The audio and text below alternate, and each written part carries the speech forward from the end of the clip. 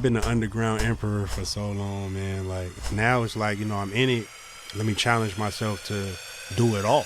Long Term 2, produced by Curtis King. Shout out my man Curtis 94 King. beat. All them niggas used to shit on Kendrick. A lot of niggas on the West used to shit on Kendrick. When you rapped a certain way, they look at you like you're an alien. They look at you like, oh, you're not serious about a career in music. When there's people out here who genuinely came here to push their pen to the highest level possible. DIY.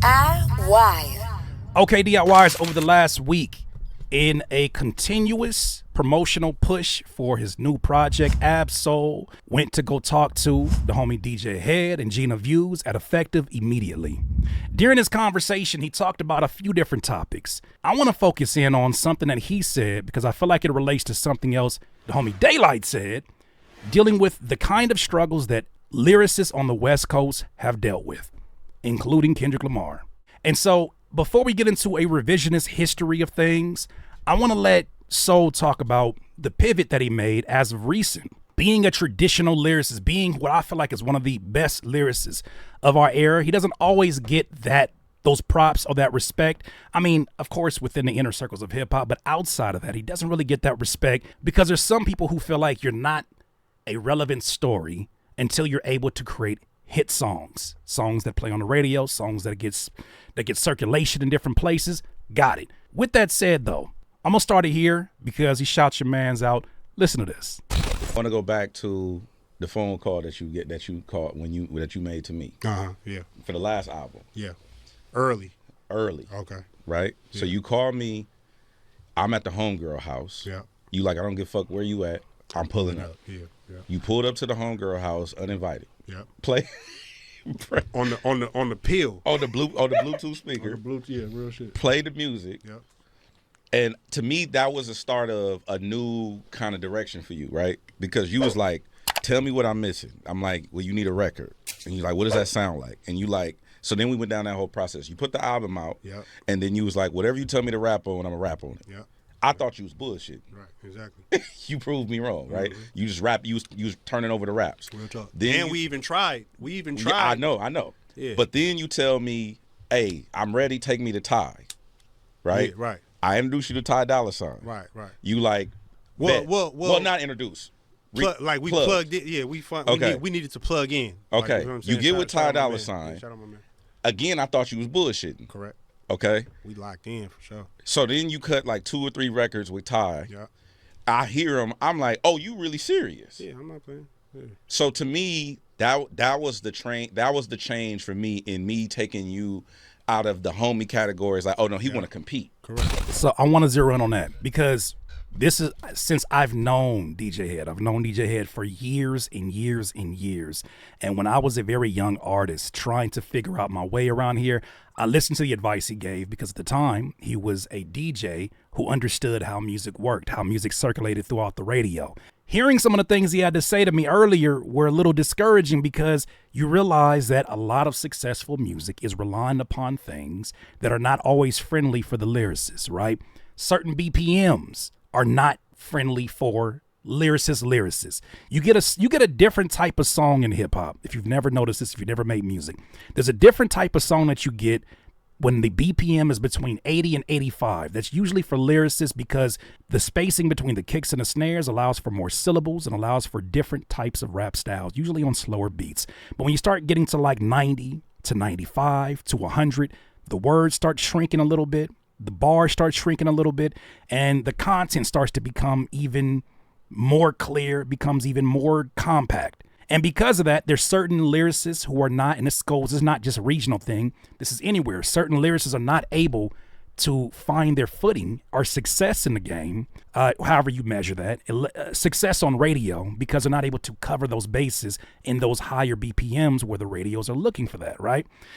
With that said, he talks about now finally taking that advice because as he experienced, and he's talked about this, and I've talked about this too, there is a ceiling in terms of the success that you've been able to see over the last X amount of years, being someone that is a lyricist that only wants to rap in this certain BPM range. So I'm gonna let him cook some more on this one.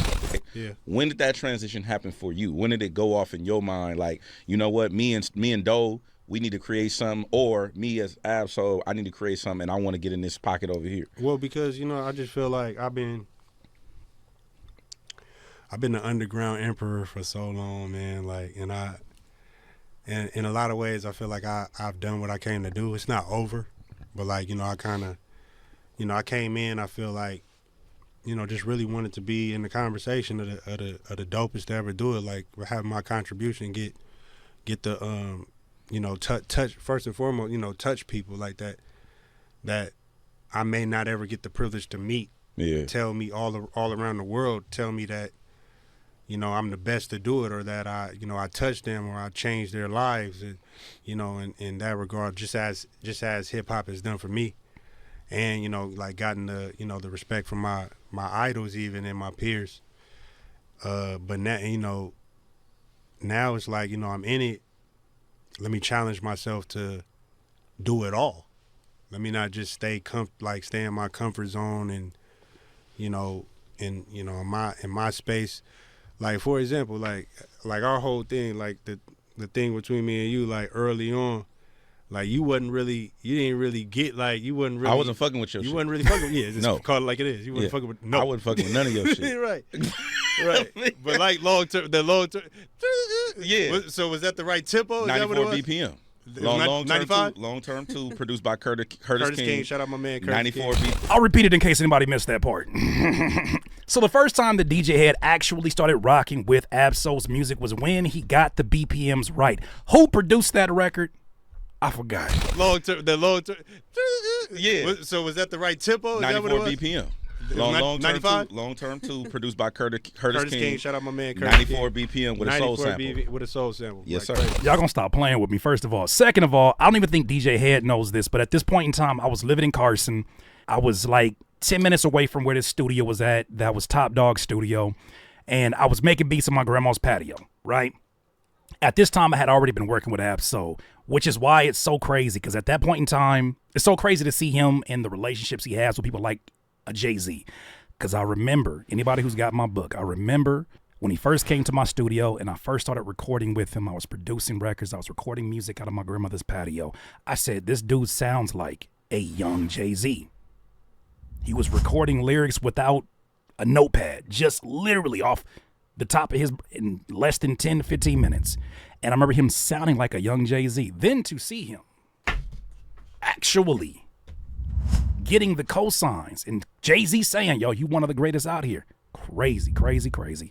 But the thing that DJ Head probably doesn't even know about is this is when I actually started to listen to the advice of DJ Head, because I was working with another artist, Glasses Malone, who you probably seen through a lot of the controversies going on through the battle. But I was going around the studio because I was producing for Glasses at that point in time, or trying to produce more for his label, Blue Division. And this is when DJ Head was giving me the advice. Speed up the BPM. That's the problem with you rappers, you lyricists out here. You don't have BPMs fast enough. So then I made a beat. I had a sample, 95 beats per minute, I think it was. And that was a beat that I happened to get over to Soul at that point in time. Who knew that it was going to be the title track for Long Term 2. And Long Term 2 was the same project where I actually designed the album cover for that one. Shout out to Dave Free, who I had conversations with him to do that. That was a crazy experience, but that happened because the BPMs were in the right place. But I took the advice and he went and did what he did with it, and it became, the rest is history. But let's get to this other part right here. Okay, so the strategic ways in which he, as a lyricist, somebody who's known to rap bars, somebody who's known to rap over certain type of BPMs that are comfortable for the multi-syllable approach to rapping. He talks about how he had to pivot in the way that it actually looked. I think this could be very beneficial for those of you that are lyricists in this time period that are realizing, hey, lyrics are back, at least in the mainstream's viewpoints. They're looking for something more. There are people like Ab-Soul who are actively making that transition. He just released a new song with Jason Martin. I think it's called All That. Crazy. It's in that BPM. It's doing things that his catalog has not traditionally done. Here's how he did it. When you before that, when you made the record, you had been rapping on shit I was telling you to rap on. Correct. Going forward, you went in the studio intentionally like, I need to make a certain type of record, or I need to be myself in this element of a record, or how did you approach the song All That That initially? was actually the most organic joint. Like I actually went in there, like I heard the record, I heard the beat, and I just gravitated to it. Which I think that's how real hits I think The are joints. made. The joints. Like when you, if like every time I like go in there intentionally, like I need to make it don't quite go that way. But this one, like I really kind of it just happened organically. I just was in the stool and I just kind of a lot of times, throw paint. I'm glad that you're saying this right now. Okay, let me highlight this comment because this is kind of in line with what he's saying. Viral B says, I bet Curtis could be a hit maker if he decided to become a commercial artist. He seems to know a lot about what he's talking about. Man has the keys. Not only do I know what I'm talking about, but I have an extension to all the people who have gone out here and did it. I've been a part of these situations. I've been a part of these studio sessions. And you know what I figured out? This is the hardest thing for some people to understand. It's not for me. The same way you have the ability to choose a job and say, everything that comes along with this, is this for me and the type of lifestyle that I want to have? I don't like late night studio sessions. It took me into my 30s before I admitted that. I don't like late night studio sessions, at least not for other people's projects. I can be very selfish creatively. I like to work on my shit. I like to create my music at my pace. I don't like to have a bunch of opinions telling me what to do and what not to do. That doesn't work in the collaborative environment that is hit making. Hit making, you must be open to it. Are there times where I can be? Absolutely. But I just don't feel like that, especially this is a reason why I live so far away from LA, because if I was in LA, I'd be getting calls every week to go work somewhere. But when you make a decision that's about your lifestyle, which I learned from a book called 4-Hour Work Week, because some people talk like this and folks think they're coping. What you got to understand is there's some people out here who know what they want in life. I'm one of them.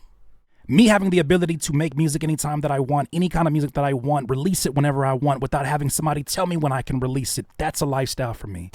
That's what I've been practicing too. Just, just go in there and mumble and just catch a vibe or whatnot. And this one just so happened to stick. And I'm like, wait, shit, what's the tempo on it? What's the tempo on it? All that? Yeah. I think it's 100. That's what I'm saying. I'm It's like, hold on. it's like 98. I have to listen Right, to it. but it's in my range, It's right? in the pocket. Yeah. He literally gave me like I have a tempo range, like you feel what I'm saying? And I'm trying to, Oh, he pissed me off. He'll pull the app out. no, for sure. Like I seen him do it. Bro, we had Well, yeah. the schematic. Listen, this guy is sick. It's crazy, but How do you avoid not falling victim to like being corny, trying to make a hit? Because a lot of people like they'll be right. like, well, I'm trying to fit in with the latest trends, or like niggas will Right. adapt to auto-tune or trying to make a TikTok song. Right. How do you avoid not being a victim of that? well, first of all, I'm not. I'm just really not. But like I said, like after the conversations that we've had, like we actually tried a few. We had a few ideas in mind that I like tried, but I think I went into them with that in mind, right? With all that, it just was like, oh shit, this shit hard. Let me just, yeah, right? And I wasn't even thinking about our conversation. I wasn't thinking about making a hit. It was just a vibe that I caught. And then after playing it back, I think Matt walked in like, hold on, what is this? What the hell? What is this? Like, right? And I'm like, man, this shit hard, ain't it? He said, yeah, man. And then I'm like, wait a minute, what's the tempo? We got one. Head? There it is. So shout out to him. And he talks a little bit about, and I guess more Gina View is talking about, there are people who have attempted to try to get into making more hit songs, and their desperation in making the hit songs made it to the point where when they finally got one, they talk bad about the people who didn't have that same desire. I love the fact that we're evolving to a place where there are people who don't have to stay in a box. Because it used to be, especially if you were on the West Coast, and I speak as a West Coast lyricist, that if you rapped a certain way and you didn't rap over a certain type of production, you were trying to be a New York rapper, an East Coast rapper. Or if you rapped over a certain beat, you're trying to be a down south rapper. I love the fact that a lot of these styles have blended together. I love the fact that you're seeing artists who are blends of everything, including home. There's still a regional sound, but they're blends of a lot of things. I think about Tyler the Creator. I think that we're in a place where that's happening. With that said, though, it hasn't always been easy. This is a good year for lyricists right now. And it's a really good lyricist year, but it hasn't been always easy for the lyricists. I remember when you rapped a certain way, they would say, oh, you on that third eye shit. When you rapped a certain way, they say, oh, this nigga's a weirdo. When you rapped a certain way, they look at you like you're an alien. They look at you like, oh, you're not serious about a career in music. When there's people out here who genuinely came here to push their pen to the highest level possible, when there's people out here who just love the craft. And there are people out here who tried to make them feel crazy for loving the craft, which sounds wild today. With that said, shout out to my guy Daylyt, because he calls all of that shit out. He says, not only were there people who were critical of styles like that, but they were critical of Kendrick Lamar at one point in time. Oh, it's hard to believe, especially with this love affair folks that seem to have it. There was a time there where they couldn't stand the man's voice. I heard it out here. They couldn't stand the man's voice. They said that he was rapping over people's heads. He has no ability to make a hit song. Daylyt speaks on the people who pulled up to Kendrick Lamar's pop out and how apparently they was all hating on Kendrick at one point. What do you mean, Daylyt? Look, man, I'm from the West Coast. You know what's crazy? I'm going to go on and say something, and I'm going to say this loud and clear. You know what I really hated about Kendrick Lamar pop-out show? And I'm going to say this. I've been wanting to say this a lot. You know what I really hated about the Kendrick Lamar pop-out show? It was a lot of niggas that was saying that rap shit wasn't going to work, and these niggas was front row. I'm from the West Coast, so I'm going to go on there and say it. All them niggas used to shit on Kendrick. A lot of niggas on the West used to shit on Kendrick. I remember a lot of niggas, because Kendrick never let off his rap shit. When all these niggas was doing all these jerks and all the new boy movements and all the motherfucking cat daddies and all that shit, when y'all was on 100% goofy time, I was shooting videos for everybody, so I heard all the conversations in everybody's circle. Niggas is like, man, that rap shit, man, niggas ain't trying to hear that shit. I remember a lot of niggas on the West Coast is like, niggas ain't trying to hear that rap shit. That shit ain't gonna work. And these was niggas that was rappers, and these were niggas that was quitting rapping and started doing fuck shit so they could try to make it. And to see a lot of these niggas that was front row at the pop-out show, knowing that you was the biggest hater in the world, is crazy to me. You know who I think about in this, and this is going to be so random, is a producer. It's a good friend of mine, my guy, Jansport J. I remember even as a West Coast producer who was a sample-based producer, he and I both were sample-based producers at the time. At the time, they were telling him that he needs to figure out how to make more original records. He needs to figure out how to make less sample-based records. He needs to do this. He needs to do this, or he's never going to be able to work with the elites in the game. Jansport J. If you don't know who he is, go look him up on Bandcamp. He has many, many different instrumental tapes. He continues to release them. Jansport J is fresh off of Grammy nominations. He's fresh off of work with none other than Nas himself. Round of applause for my guy, Jansport J. Pause that. What did he do? Oh, sample-based hip-hop.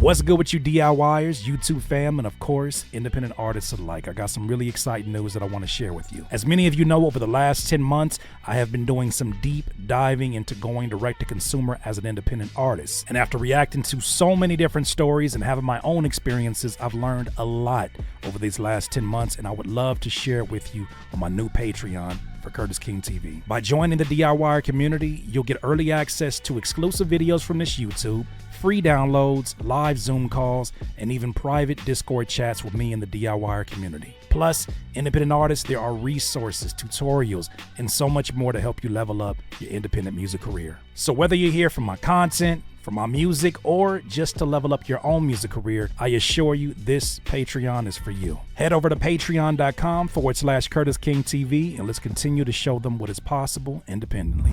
Because there are people out here who are professing that they know it all. People who tell you that there's only one route to success, and at one point in time, it sounded very realistic, especially for those of us who came into this game, came into this industry, and were looking for some kind of traction. But guess who are winning right now? Yes, Jow Star just said it. Those who chose to stick to their guns. Who do people want to hear from right now about what lyrics mean? Not just people who are on YouTube doing an amazing job breaking it down. They want to hear from the lyricists because you're actually a practitioner. You have a different insight, the same way that somebody who's played the sport of basketball has a different insight about the highlights of a basketball game. So now when you look at the Daylyts of the world, they're being celebrated in a different way. When you look at the Kendrick Lamars, he's being celebrated in a different way. You know why? Because a lot of the times, these lyricists were just ahead of their time. But how could you know that? When you're too close to the rearview mirror to see that objects appear closer than you're too close proximity-wise to recognize, oh shit, the future is going to be what I'm doing right now. I remember talking to Daylyt during this whole battle months and months ago. He told me two things I'll never forget. One of the things he told me on the phone, he says, Curtis, not that you ever put your pen down, but it's time to pick up your pen and dust off that notebook because it's about to get there. It's about to go back there. I said, okay, I believe it. I ain't never stopped. But then he said something else. He said, you know who I really wonder about in terms of who's going to struggle in this time period? He said, it's not just about Drake and it's not about him. It's about all the little rappers. Little this, little that. And this is not a blanketed statement for every little rapper, but there's certain rappers who try to figure out how to finesse the game. They tried to figure out how to cheat their way to success, and some of them succeeded. But it had an expiration date, and they're experiencing it right now. There's a lot of people who cheated their way in media, cheated their way through journalism, and they're fighting for dear life to stick to relevance. Why? Because the people who are sticking around did the work. In every single industry you can think of, the people who are sticking around have done the work. So now, it doesn't surprise me that people who were once critical of Kendrick are now the people at the pop out because the tide is shifting. Ooh, I better make sure that I'm aligned with this. Ooh, I did call him a weirdo, didn't I? Ooh, I gotta find my, wait a minute. Well, I didn't really call him a weirdo. Now they're finding their way to embracing these people that were ahead of their time. Here we are. So here's something else that's a bit unrelated, but I think it just speaks to where things may be getting to. And I like to make sure that we highlight this with the folks who have been there and have been through multiple eras. There is nothing that is a mistake about Snoop's relevance to this day. If you don't consider him one of the best rappers in the world, that's fine. He's still the most popular rapper in the world. There is not a place he can go and not be recognized and his brand not be recognized. He is the most famous rapper in the world, and it's been like that for a long time. When he sat down with Stephen A. Smith alongside Dr. Dre, they're talking about their project, but also Dre talks about some issues that he sees with today's music. And I feel like this is part of the things that are shifting at this point in time. I just love getting in the studio with people that I love to get down with. That's all it is to it. As corny or as generic as that may sound, that's just what I do. What would y'all tell an artist today that, you're an aspiring artist, you want to make it, you want to get in the room and put that work in? Be original. Be original, because right now it's so much copycat, mimicking, sounding alike, imitation. Be original. Find your voice. Find your production sound. Find your ear for who you are, and be original. Even if it ain't hitting, stay you. Find your collaborator. I don't like the fact that there's like 9 different producers on one album.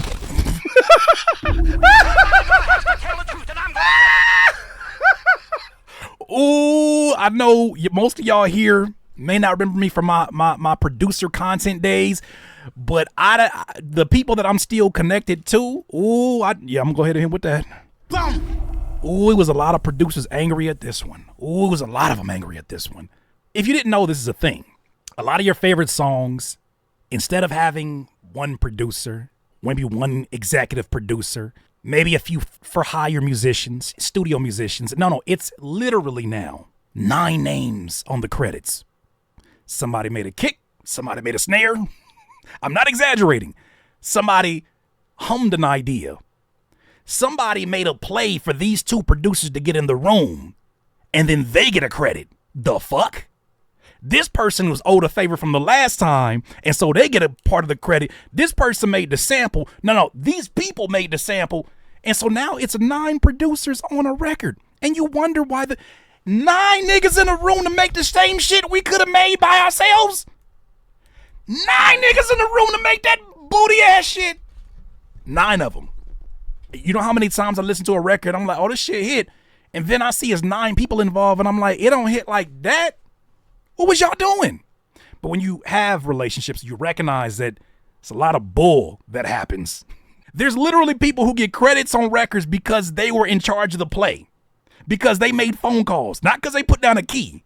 That's why this music sounds so horrendous. Or part of the reason why it does.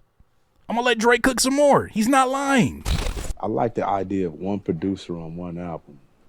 The Where did that come continuity, from? the continuity is everything. Yeah, where did for that me. come from? Where did it come from where you got cats that want to be with 9 different producers on one album and stuff like that? When the hell did that start? I don't know. Right. I don't know, but I don't like it. All due respect to the legend, Dr. Dre. I kind of know where it happened. The 9 producers on one song, I don't know who was the first one to do that. But having a gang of producers on one project, you got to give some credit to 50 Cent. Somebody gonna have to tell the truth, and I'm gonna tell it. I can't remember the actual publication that I saw that with. But 50 Cent had a point in time where he had Sean Money Excel. Instead of getting beats from the biggest producers in the game, he had Sean Money Excel make a CD of beats, up to 20 beats, and 50 Cent would go to that CD and choose his next album. If it happened to be Timbaland, cool, we got to pay for that Timbaland beat. If it happened to be a guy from Ohio, cool, we paying for that producer's beat. He did that. What the F Kwaku said, Jay-Z too. Yes, but 50 Cent was very open about that. He talked about how he was like, nah, I'm just trying to get to the best music possible. So he made it to where it was these 9 producers. So maybe he's just not trying to throw his man under the bus, but no, he's very responsible for making that a very public conversation. You know, once it gets into a XXL article, it's a bunch of rabies having ass rappers and producers. It's like, we got to do that next. We got to do that next because 50 Cent did it. You know what we got to do now, right? We know what we got to do, right? Because 50 Cent did it. We got to find 9 producers for this album. That's a real thing. You know, if you're It a ain't producer, cohesive. you should be able to produce the entire album. That's what I thought it was supposed to be. Right. That's what I was doing at the beginning. There's a lot of beat makers though, Doc. That's what the difference between your era and this era is, that there aren't too many producers as much as there are beat makers. It's so easy to make beats. They're giving you all these computer packages that He's cooking right now, but let's clarify a difference. There's a difference between having an executive producer that is choosing or helping the artist choose beats that are cohesive towards telling a story. That's a different art form. There's a difference between that, and there's a difference between literally playing Russian roulette with whatever beats and trying to compile an album that doesn't even make sense conceptually. Doesn't make sense any sort of way. I know you brought up Illmatic. Illmatic was definitely something that was curated very special for that to sound a certain way. There was a lot of OGs in that room with Nas. So I think there's a difference between that and somebody just throwing a collision of just different beats and pulling it together and saying that's an album. There are people who literally ran this like they're creating a player on NBA 2K. They created an album. Let's just get the best we can in here. Let's just make an album out of this. When there's sounds that don't even make sense with each other. Not even key-wise, it makes sense. They created a great playlist. has the drum loop, has this, y'all had to make the loop.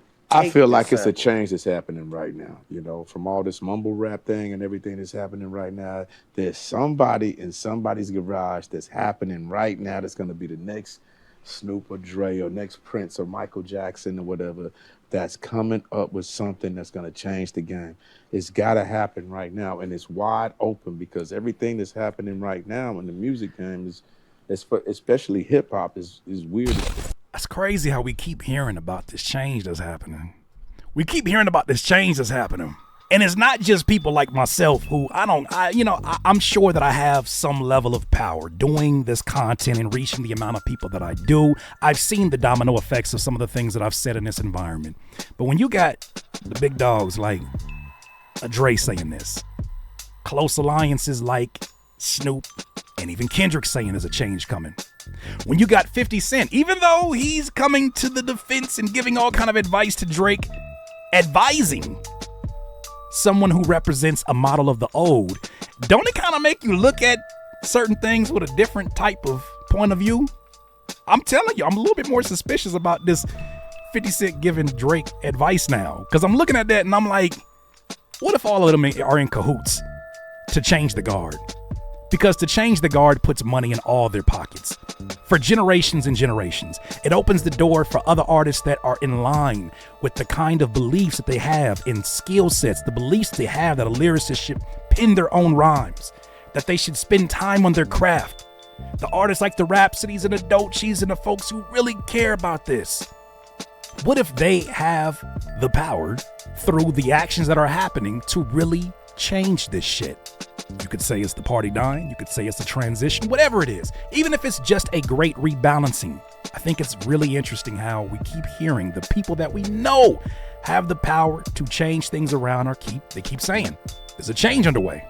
Really, really interesting things. Those are my thoughts, though. DIYers, you let me know what you think. DIYers, if you enjoyed this content, make sure that you hit the like button and maybe even consider subscribing. Come on, man. Don't be greedy. Peace.